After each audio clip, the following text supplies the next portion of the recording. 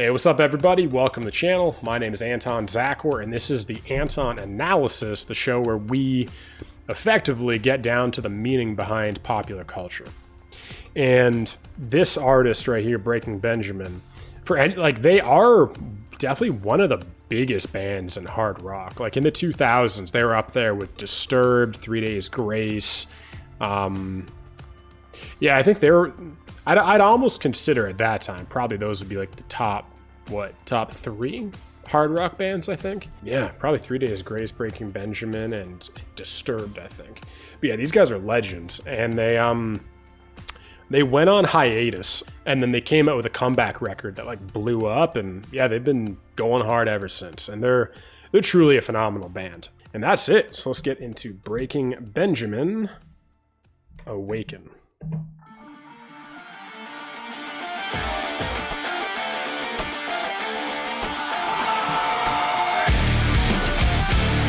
Okay, already I just want to say, like, that lead guitar, because Breaking Benjamin, from what I'm aware of, I don't think they're well known for having a lot of lead guitar, or at least like that kind of more metal riffy lead guitar. They definitely have like kind of ambient clean leads and stuff, but this definitely seems more metal. But then as soon as that kicks in and Ben does that little growl thing, it's like, all right, this is classic Breaking Benjamin. But let's start again.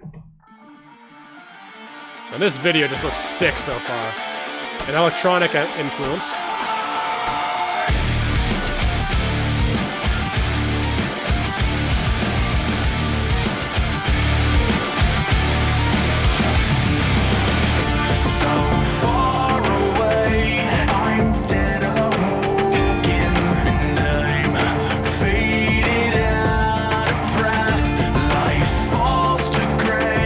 I like this.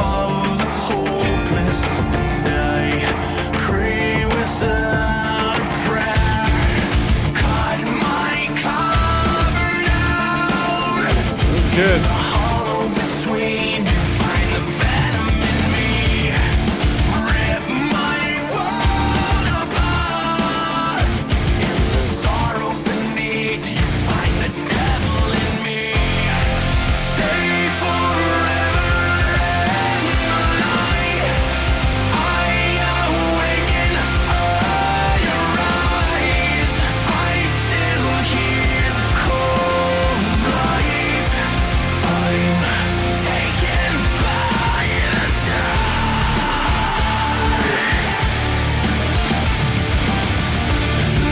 Okay, I need to give my thoughts on this. So when everybody said this was like heavy, more metal Breaking Benjamin, like I said, I was a little bit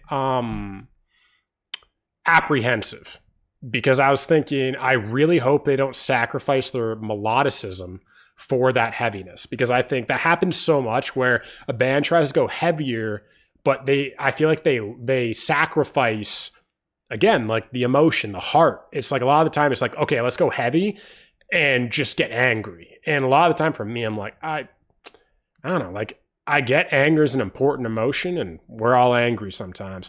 But again, it's like what I always loved about metal, and my favorite bands in metal are always bands that I felt blended aggression and like that primal brutality and melody.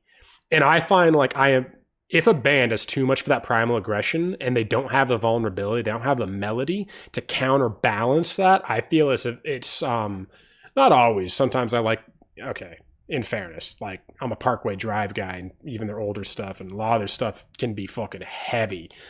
But even like every song, generally speaking, even the heavy stuff I like by them, always has this like melodic undertone. There's something giving passion and pure heart to the music. And so where I'm going with this is that when everyone was saying Breaking Benjamin was going metal, I was like, oh man, I hope they don't just go that kind of angry territory. But this is like for me, this is like the fucking perfect balance, where we are definitely getting more of that metal tinge, more of that overt maybe not technical guitar work, but just more guitar and leads are going more in the forefront, and even having some of that heaviness, but still the backbone of this song is melody and vulnerability and heart. It's like, I love just, again, the verse is smooth, it's melodic, it's catchy. The chorus is like, this is so good because it is evolving the Breaking Benjamin sound, but keeping all of the core essence of it, keeping, again, the melodies, the chorus structures, those big open soaring vocals, like everything. I feel legitimately like everything we love about Breaking Benjamin is in this song, but we're even getting more. And so I think this is just definitely an example of a band evolving their sound, but retaining the core essence of what makes them great. But yeah, let's go back in this chorus, and just the video, man. I just love the production values, even though I'm not following what fully is going on.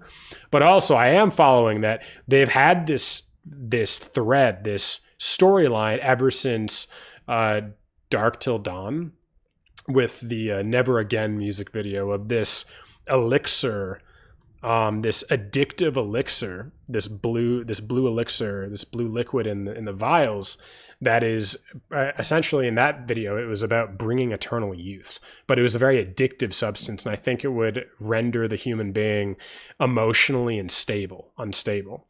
And so I love how, again, like Breaking Benjamin is like, not only are they evolving their sound, but retaining the core essence of the sound, but they're also keeping these threads, like they're creating this expanded universe, almost like a Brandon Sanderson, if anybody is a fantasy fan, and in fantasy fiction.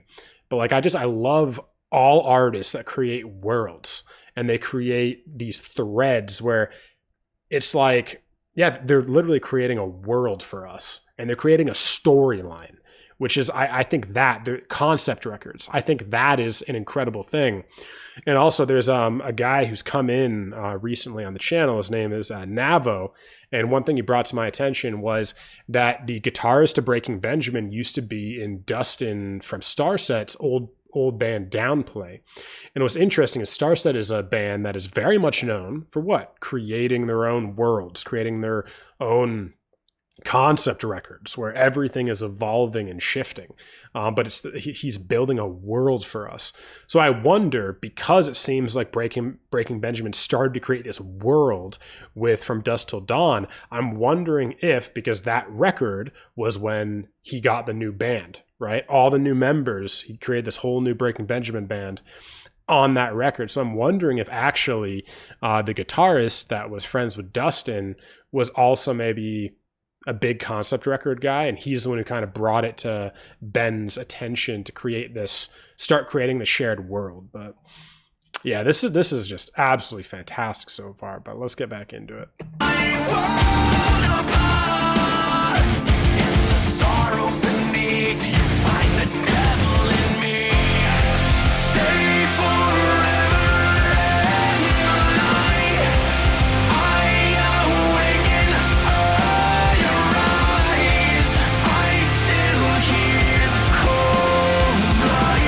I love that note.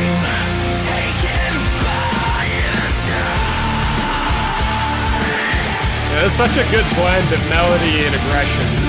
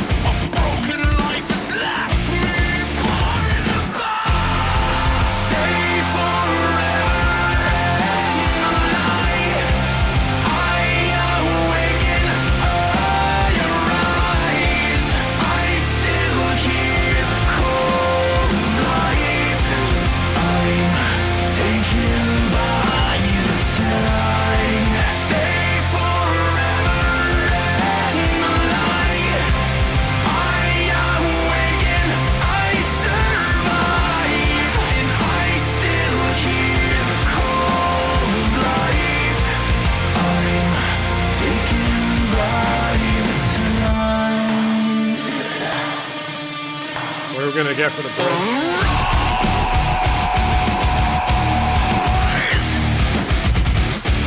Nice.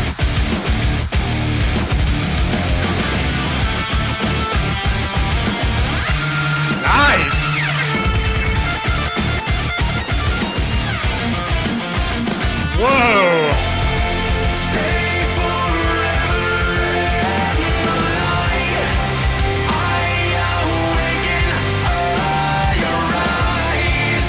I still hear the call of life. I'm taken by the tide.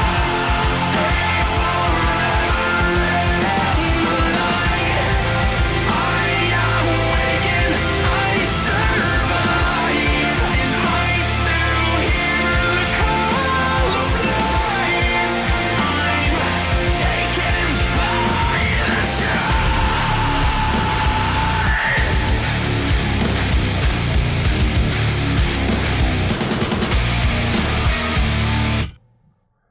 All right.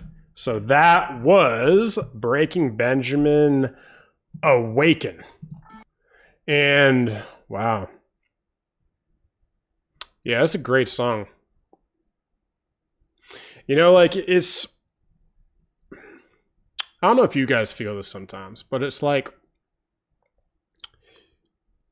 we get attached to artists, right? And we get attached to a lot of the time like songs we love from their history, you know, times we went through hard times in life. You know, especially if we've loved a band for maybe a decade or 5 years, 10 years, 15 years, 20 years.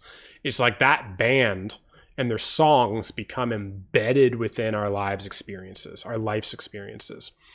And like Breaking Benjamin is a band. They've been around for now, what, 25 years?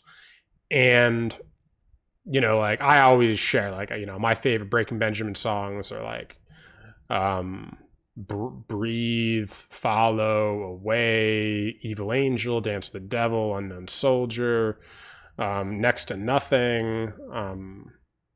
Like a lot of the time, those first 4 records, or really first 3.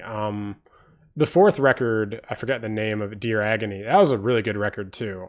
But again, those first 3 records, like really, you know, they're definitely part of my rock journey, right? And yeah, when I think about like going through high school, like going through grade 12, I think I got into Breaking Benjamin when I was in grade 11. I think I really kind of found them and like Rise Against and a lot of those hard rock bands. At that time, about grade 11, I think. And it's like, yeah, like, you know, they became, you know, one of the soundtracks to my youth, right? And it's like, I'll listen to a song like this. I'll be like, this is a great song. This is a great song. And it really harkens back to like just everything I love about Breaking Benjamin. But like, when I'm thinking, do I think it will like eclipse any of those old songs?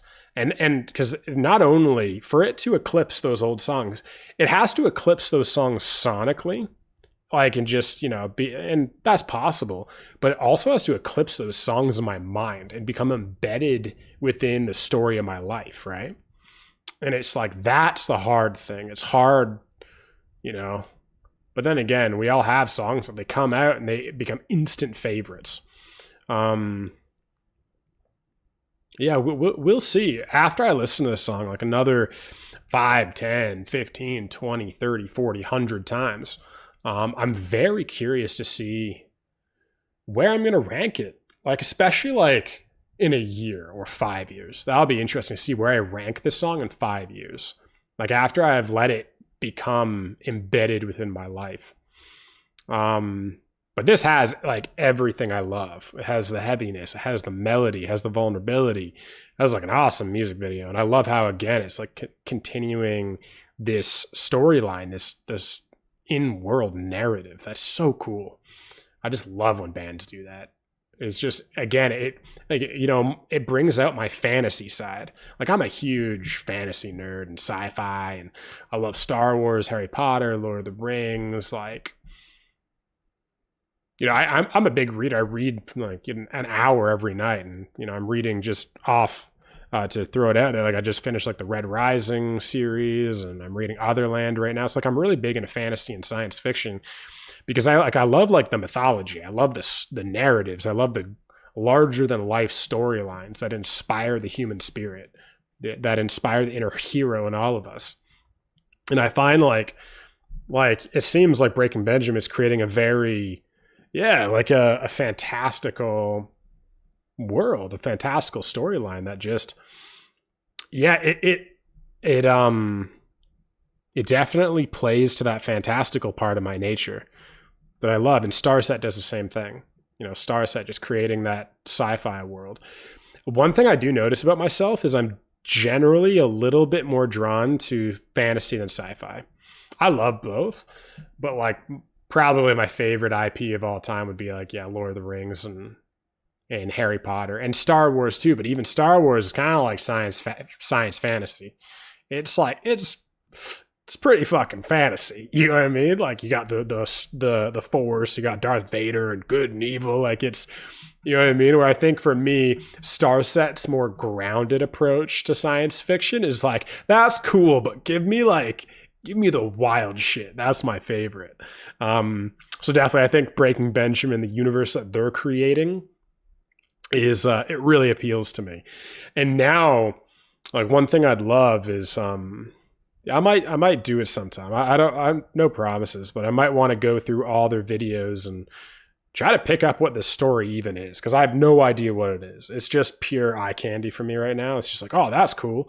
And even though I have no idea what's going on, there's that feeling of like it impresses me, and it invokes my imagination by the sheer fact they have a storyline. Like just the fact that they have it makes me go, oh, this band is like at another level. Like they're doing, like that's not easy, having the imagination to create a world and a story, right? But yeah, so that was awesome. I think I've also, one thing I wanted to mention about the music of this song. I don't know about you guys. Do you feel like this sonically harkens back to Never Again? I think it's the chorus. Literally sounds a little bit like Never Again, because there's this like anguished, it's very melodic, it's very open. It's a little bit tortured. There is which Breaking Benjamin usually has. There's always a tortured aspect to the vibe. Ben comes across like a very tortured soul, lives with a lot of pain. And Never Again had that similar vibe, because again, it was about people, this like, or at least the video, when I think of the video, it's these group of friends who, love each other, have each other's backs, and are going through this adventure together, it would seem. And they come across this elixir, this substance that they end up utilizing as a drug because it makes them feel great. It gives them this eternal youth. But then they start fighting over it, and they start, so it's like it has the sound of like pain and longing. That song has a strong vibe of longing, and so does this. And again, it's interesting that I think this is the only music video that touches on that elixir. Does that elixir show up in any of their other music videos?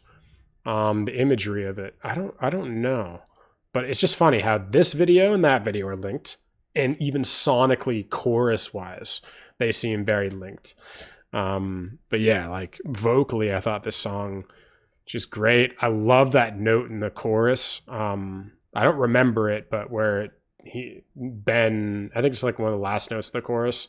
It's the one that every time it happened, you saw it on my face. I was like, I like that. But like, and Ben's always good at that. Ben's really good at doing these like subtle vocal flourishes or melodies that are just infectious, very, very emotional. And he knows how to use his voice and almost like, I wouldn't call it like R&B. It's not R&B, but there's some sensibility, I don't know, soul kind of influence. I wouldn't even call it that. There's just so much of the time rock artists and singers, like they hit the note dead on, and they don't really do a lot of yeah, what I would say like vocal flourishes, where they're like kind of like do some acrobatics with the note, soften it at the end, add some, different emotions to it, make it softer. Yeah, like and Ben always does that. He's very, I see him almost like a scientist, the way he hits his vocals. Like they're very, again, it's like it's very emotional, it's very intuitive. You can tell he's just lost in the music, lost in what the song is bringing out of him or what he feels compelled to sing. But there's also just like, I don't know, I get the vibe that he knows what he's doing too. He's like he's a vocal architect with his melodies. Like yeah. And he has a signature style too. That I feel like Chris Motionless and White has definitely tried his best to utilize some of the ways that Ben sings. And Chris is he's so talented too. And Chris is like a chameleon. He's so good at like just channeling other people's vocal styles and like using them in all these interesting ways. And he's definitely done his own thing, and definitely Motionless in White is one of my favorite bands too. But anyway, so that's my thoughts musically on this one. A great guitar solo too. I was not expecting that. And this is what I'll say about the guitar solo.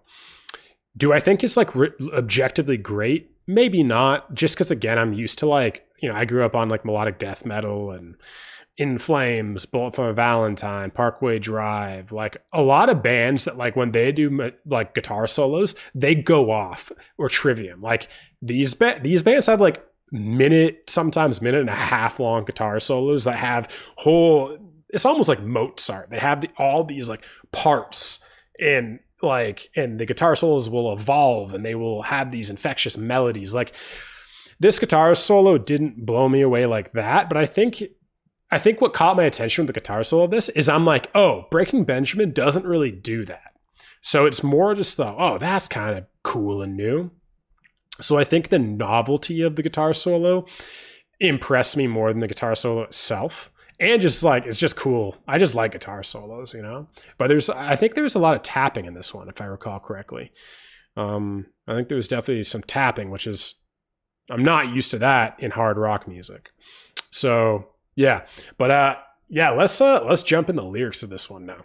All right, and we're back. So yeah, I see right here, produced by Benjamin Burnley and Jason Roush, who's the guitarist of the band.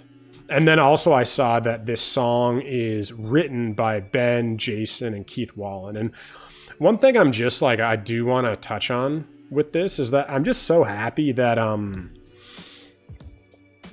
like Ben has companions in the band at this time, because for anyone that doesn't know, like Ben went through a lot with his previous band. Like I think there was like lawsuits or something, or I don't know about that, but there was drama in the previous band. And I remember Ben saying like he never felt kind of safe.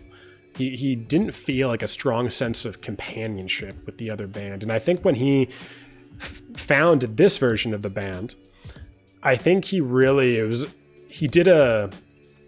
it part of his mission to find like friends, and people that, could be friends first and foremost, and great musicians. And all of these guys are great. And I just love seeing, like a writing team, and I love too, like that there's not like outside producers and stuff, that this is like, just the three of them. Like I'm just happy that Ben has found his people, his family,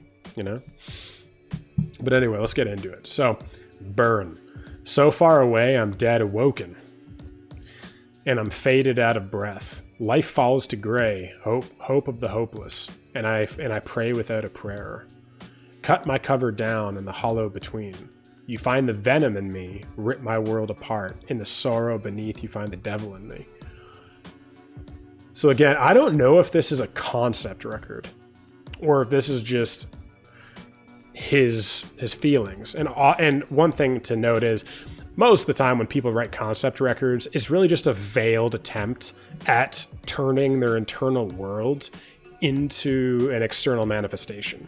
So a lot of the time the emotions behind the concept record or the themes are their personal themes that they're going through at that time of their life, but they're making a little less personal, and they're making a little bit more grandiose through the concept record. So a lot of the time, even if he's creating a concept record, this is likely his feelings.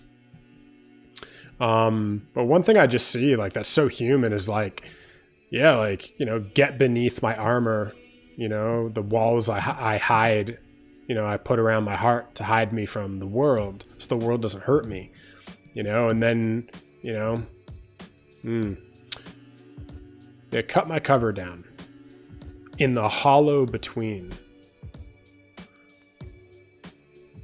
What I get from that is almost like when you put up walls around your heart, maybe you've had a traumatic relationship, maybe you just had a traumatic upbringing in life. It's like, you know, you build these walls around your heart so that you don't get hurt again, right? I've done it. Anyone that's drawn to this band, you've all done it. Let's be honest. But I've definitely done it. And it's like, you know, you build these walls around your heart so you can never be hurt again because someone has just crushed your heart, or maybe it was parents, maybe it was a lover. But it's like you build these walls around your heart. And as these walls are built up, it's like, you know, just like how when you don't use a muscle, it atrophies. It's like your heart atrophies, your life force, it atrophies. It grows stale. You lose connection to your vitality. And it's like that becomes the hollow. And so then, because you have all these walls around your heart, because you're not letting yourself feel life, because that's what you're afraid of. You're afraid of feeling life, being open and vulnerable, and being hurt again. But the problem is, when you stop yourself from being able to feel life, well, guess what? You go hollow, right? In the hollow between. And then you go hollow for so long that you forgot what it even felt like to be alive. And that's why all of us, we think of our youth, right? You know, most human beings are bitter and jaded and walled up. And we all remember our youth, right? We think of our youth and we go, oh man, I used to be so alive, or oh, the best times of my life were in youth. Why? Because your heart was open. Those were the times that probably your favorite times of your life was when you were open-hearted, leading up to the event that broke your heart and walled your heart off. And it's like, then we go, oh yeah, those are the best times of my life. It's like, yeah, because you were alive, you were open. And then sure enough, all of the hollowness and the gray of your life happened after you got your heart broken and you stopped trusting life.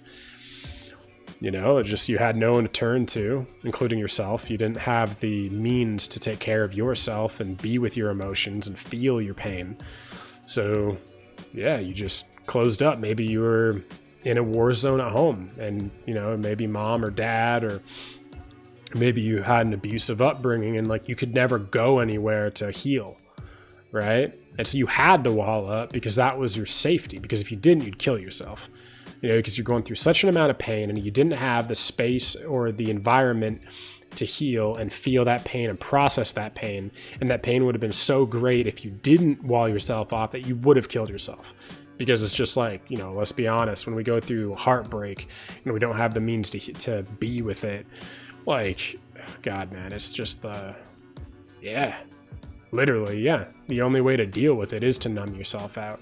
Then you go into drugs, alcohol as a way to give you an outlet to feel again, right? Because you're using drugs and alcohol to numb your pain, but then you're using other drugs to feel something. Like cannabis is an interesting one. Like I've had different relationships with cannabis throughout my life, and I've had one relationship with cannabis where I definitely used it to like, I don't think I've ever used cannabis to numb.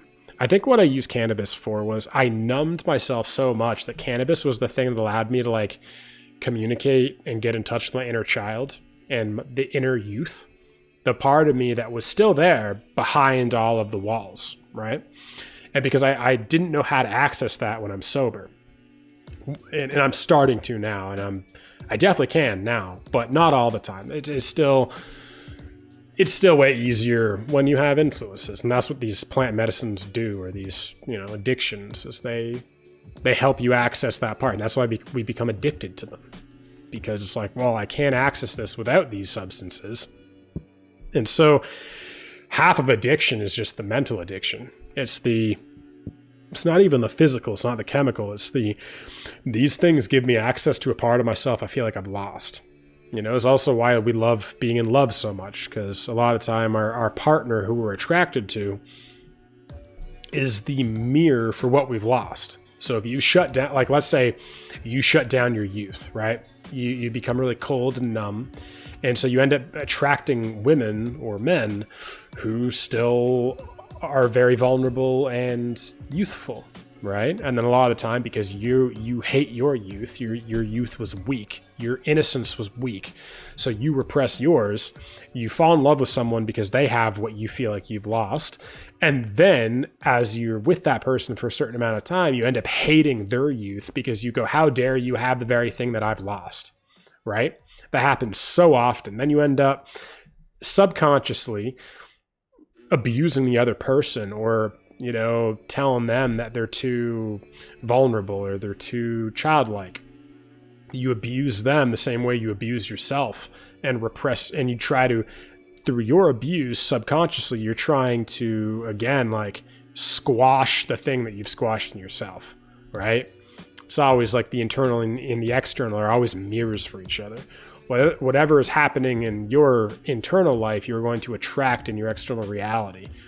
Not even like, sure, you can look at it metaphysically. You can also just look at it psychologically, that you're going to be attracted to people that have what you don't have. It's literally built into human beings. We're attracted to what we don't have.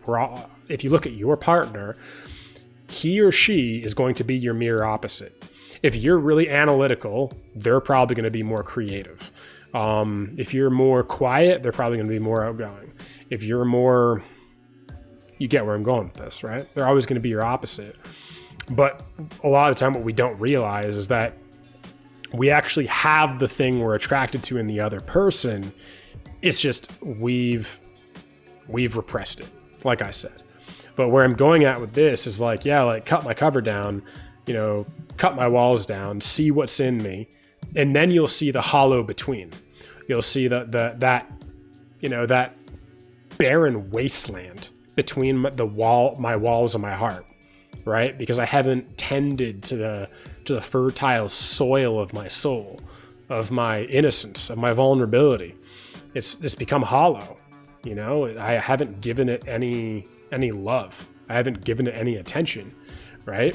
And then you find the venom in me, rip my world apart. In the sorrow beneath, you find the devil in me. And what's funny is that the devil, our darkness, is always rooted in our pain.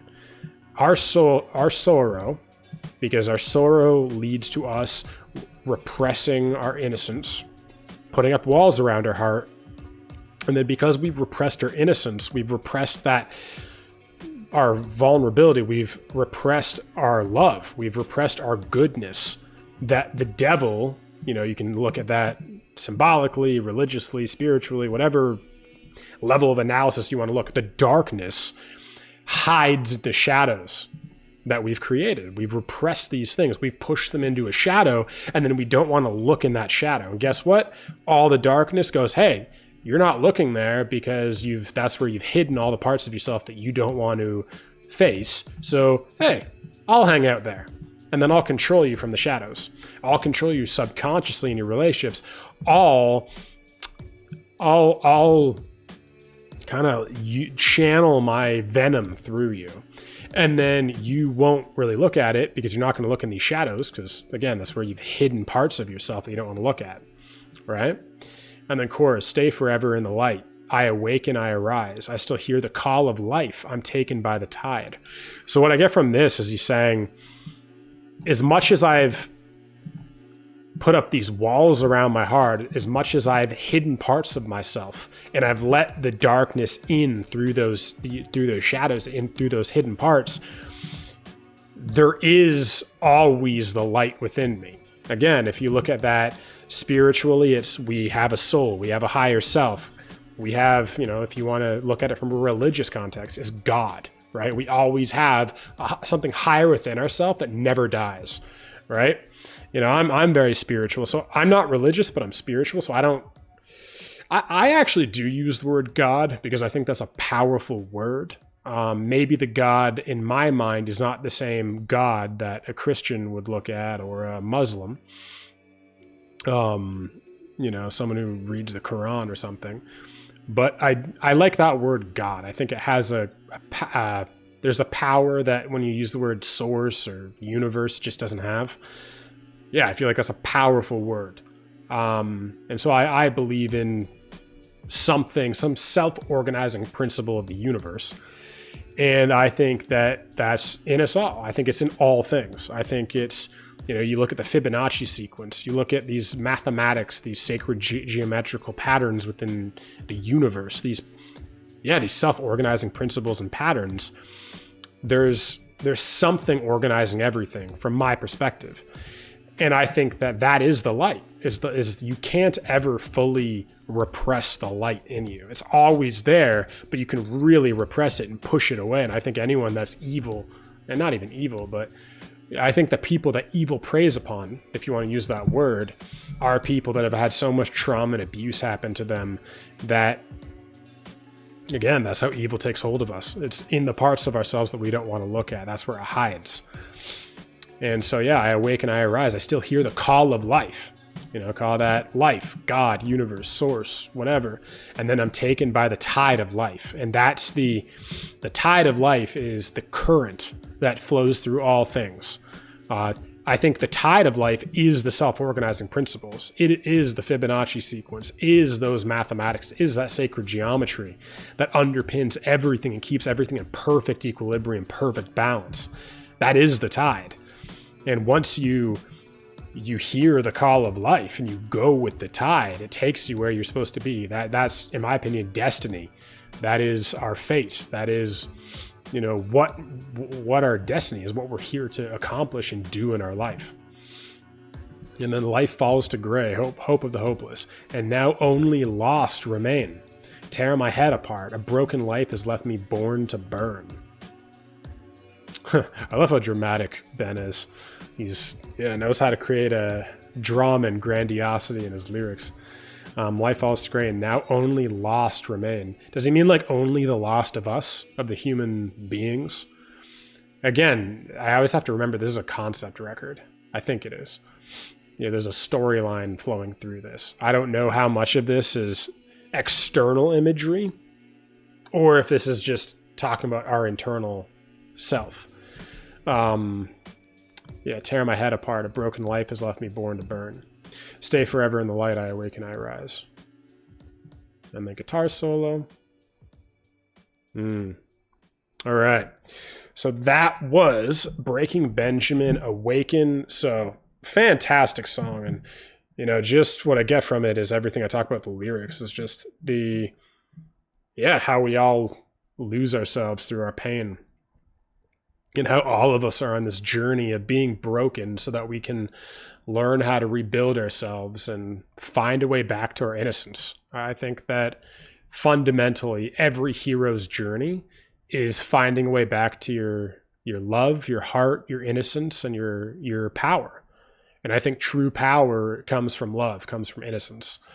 When you have the courage to bare your soul, when you have the courage to be authentic and share who you truly are with others, and also just to share it with yourself. Like, again, when you've repressed all these things, we often think of a warrior or a hero as someone who does some incredible thing in the outside world. But I think also like the hero's journey starts internally and then it's mirrored externally. After you start being able to face your own demons, face your own pain, have the courage to look at your wounds, your traumas, have the courage to open your heart again, then that is mirrored in the external world as you fight for love, you fight for goodness, you fight for people, that you fight to save yourself, the world, other people. You fight demons, you fight darkness externally because you're fighting those same things internally first. Right? That's the heroic journey, is you're having the courage to face your own demons. and to connect with the higher part of you.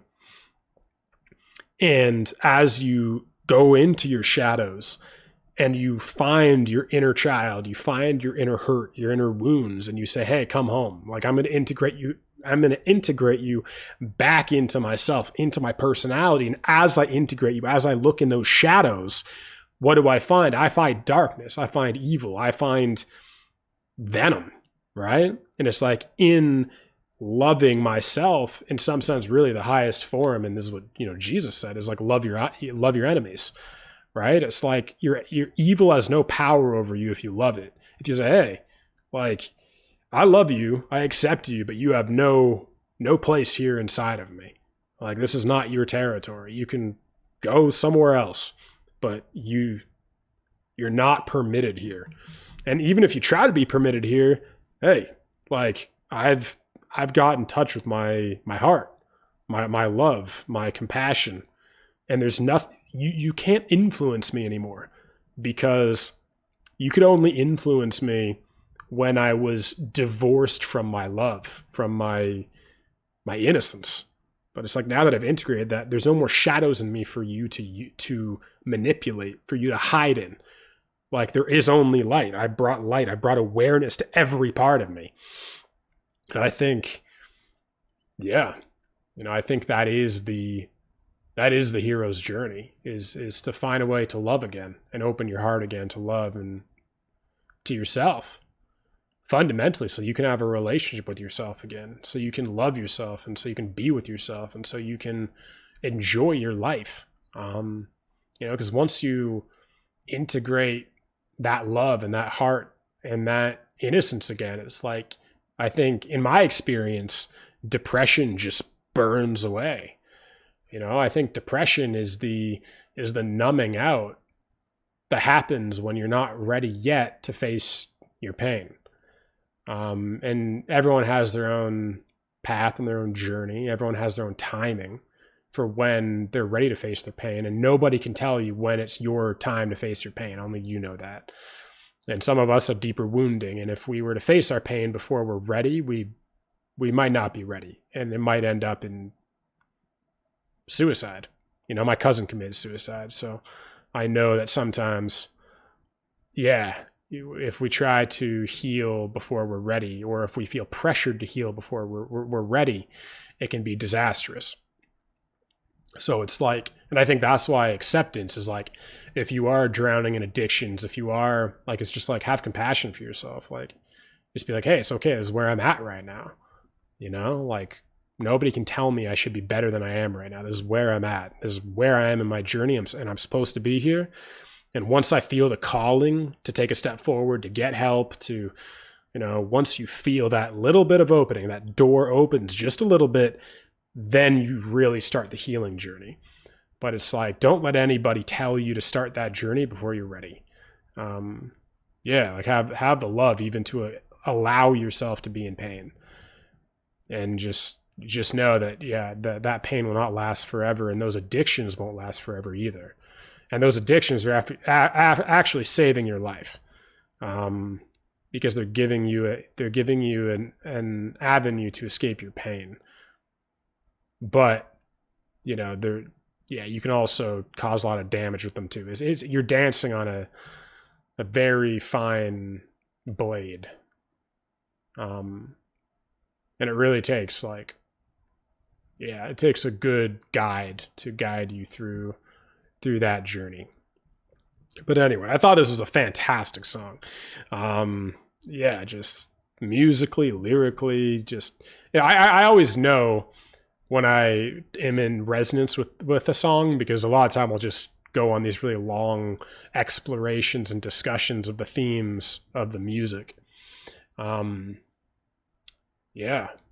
I love the bridge of this. And I love how this is a song about going from darkness to light. Fundamentally, it starts off bleak.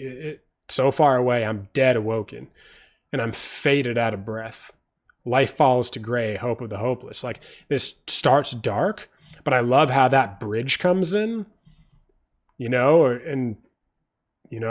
it's that the chorus comes in, and the chorus is the light.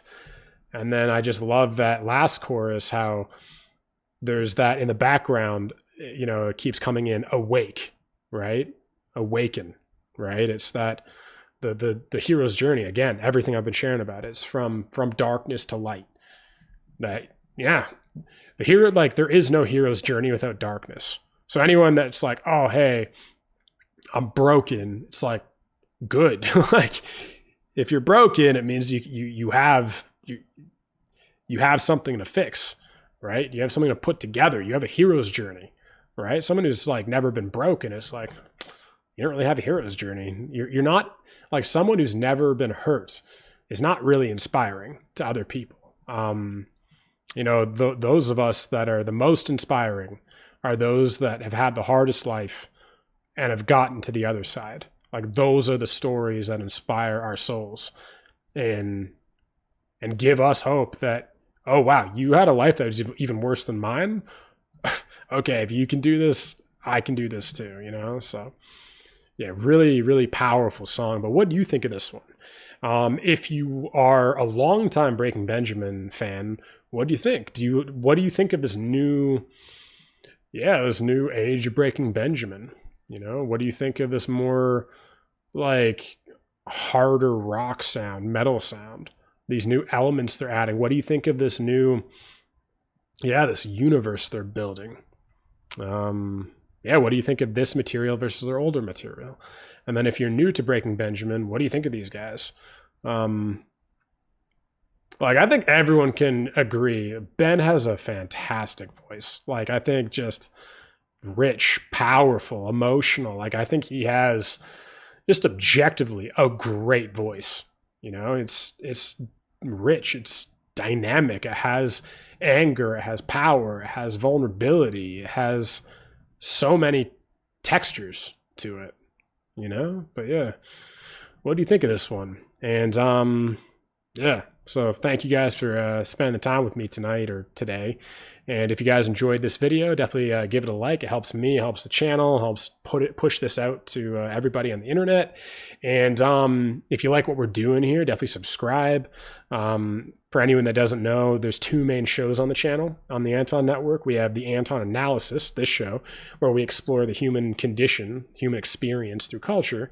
And then we have the Anton Show, which is my podcast, where the tagline is exploring the human experience through conversation. So I interview, in my opinion, the most visionary leaders, teachers, and creatives of our time, trying to figure out a new human story. You know, I think a lot of people have lost hope in the world. A lot of people are worried about World War III and environmental collapse, and it's a very scary time. And I think, I think we all need to come together, and not we all need to. I think it'd be helpful for us to all come together and think of, like, what could our world look like if it was actually a beautiful world in the future? And that is my aim with the podcast. So if that sounds cool to you, definitely subscribe and join the journey.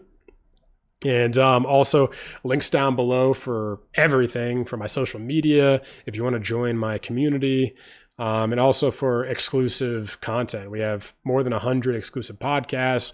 We have more than 250 exclusive reactions and more coming all the time. Yeah, so if you're definitely interested in that, link down below. And that's it. So I'll see all of you in the next one. I love you guys. Bye.